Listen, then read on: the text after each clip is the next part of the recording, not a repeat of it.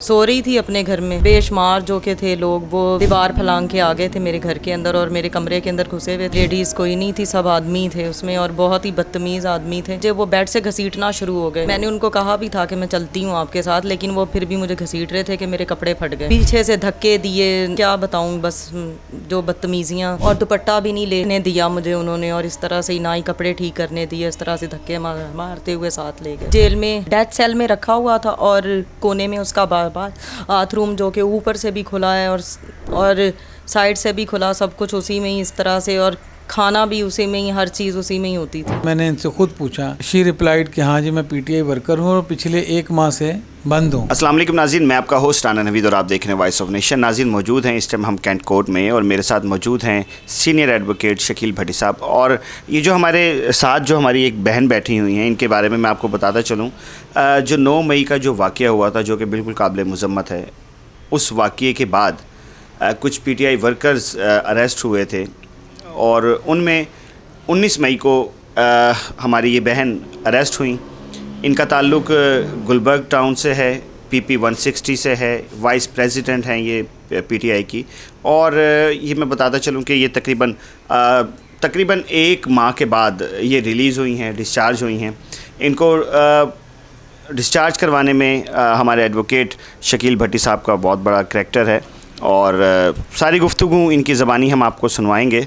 तो सबसे पहले तो शकील साहब, ये जो मार्का जो आपने अपने सर किया है, क्योंकि लाहौर के अंदर पहली कोई पीटीआई कारकुन है कि जो अरेस्ट होने के बाद रिलीज़ हुई हैं, तो ये सब कुछ कैसे हुआ है?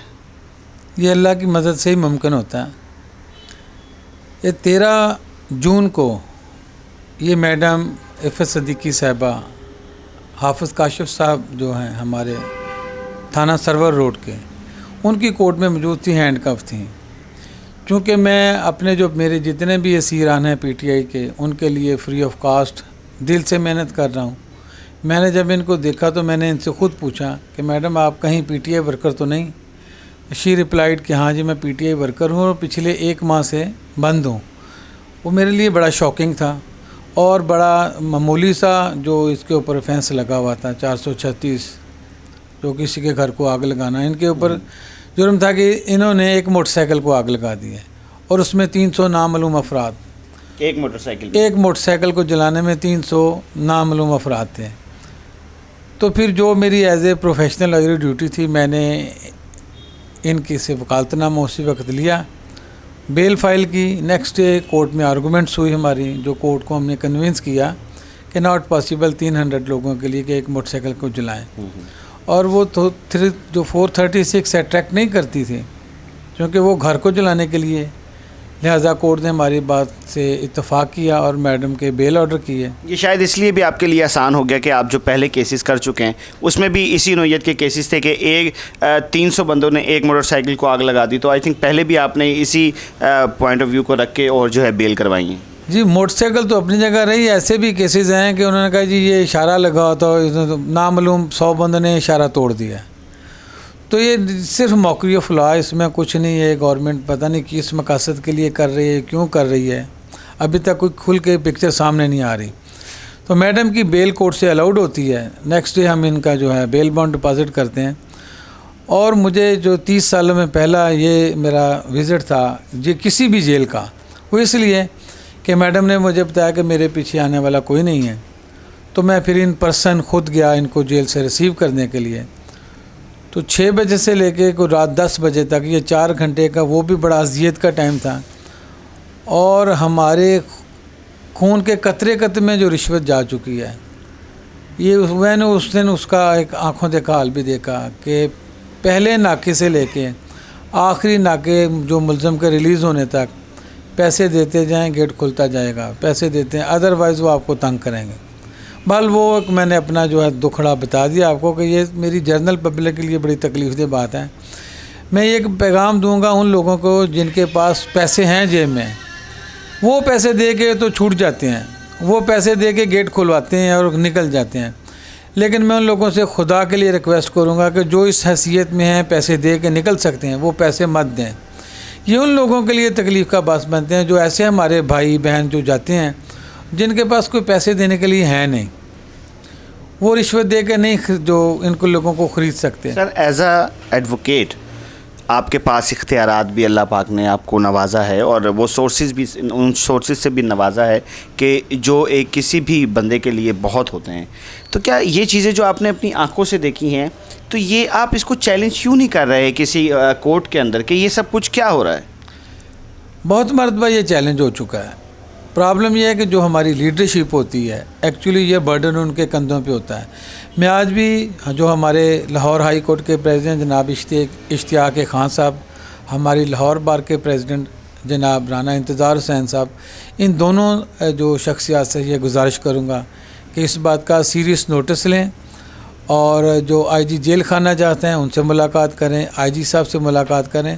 मुमकिन नहीं है कि ये दो शख्सियात अपना जो उनको मैंडेट वकला ने दिया हुआ है उसको यूज़ करते हुए इन लोगों को कंपेल कर सकते हैं, फोर्स कर सकते हैं कि जो जेल मैनुअल है उसके ऊपर अमल होगा और ये जो रिश्वत का बाज़ार गर्म है ये बंद हो सकता है, इसको बंद किया जा सकता है। जिन लोगों की वजह से, जिन वोटर के मैंडेट से हम लोग ये ओहदे एंजॉय करते हैं, एक्चुअली हमारी ड्यूटी ये है कि हमने उसको पे बैक करना होता है और पे बैक हम उसी सूरत में कर सकते हैं जब हम इसका राइट इस्तेमाल करें और इसको welfare of the general public, general voter के लिए इस्तेमाल किए।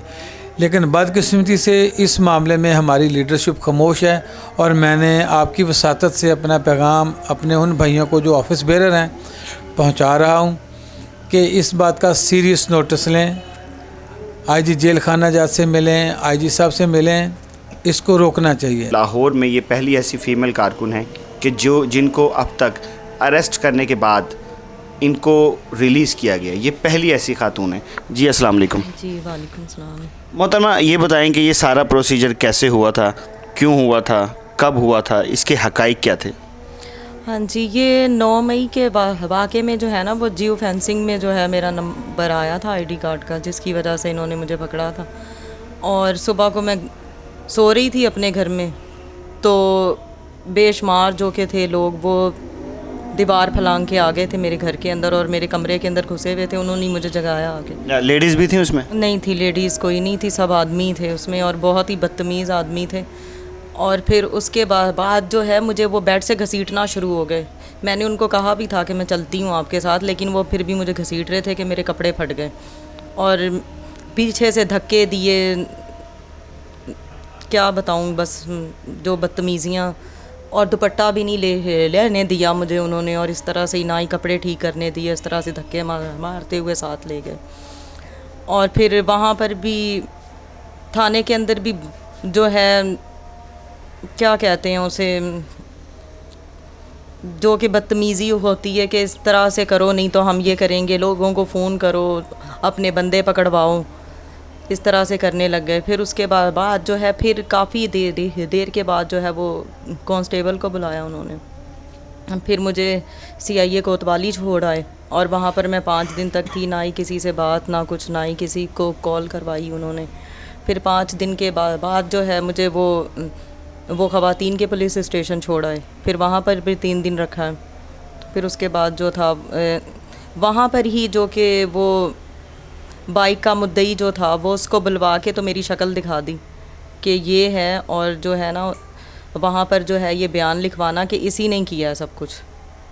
और फिर उसके बाद मुझे जेल छोड़ाए और जेल में ना ही खाने पीने का अच्छा सिस्टम है, कुछ भी नहीं है उधर इस तरह का। क्या दिया जाता है वहाँ पे? खाना ही है बस, और रोटी जो इस तरह की है कि आम इंसान तो खा ही नहीं सकता वो। अच्छा। कि 2 मिनट के बाद जो है ना वो सूख जाती है, कि उसको खाना बड़ा मुश्किल है। और जो कि सब्ज़ी और दाल जो है उसका टेस्ट इस तरह का है कि चखते ही उल्टी आ जाती है। तो ये कितने टाइम खाना दिया जाता था? 3 टाइम। अच्छा, आपके सेल में कितनी ख़वातीन थी? मेरे सेल में 6 थी।